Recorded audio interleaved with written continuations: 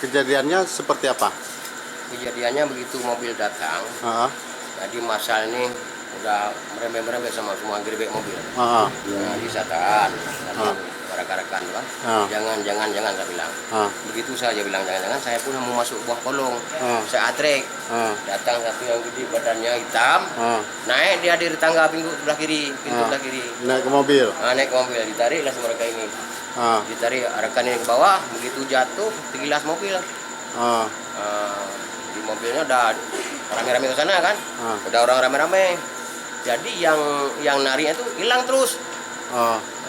Sebelum kejadian, sebelum kejadian kita semua itu masih di pos, ya, masih di pos. Jadi datang dari pihak kepolisian ya, masalah masyarakat kan, diminta mobil kita keluar, untuk membantu ke sana. Nah, kita kan belum berani keluar, karena kita itu kan urusan Aceh Utara, kita kan kota. Nah, jadi orang itu minta-minta, oh kalian harus membantu ini. Jadi kami ambil inisiatif, berangkatlah satu mobil. Itu yang harus minta berangkat siapa? Cuma kita nggak tahu ya, nggak tahu namanya di situ ada pihak keamanan ya, ada pihak masyarakat. Kita berangkat satu mobil, yang lainnya standby.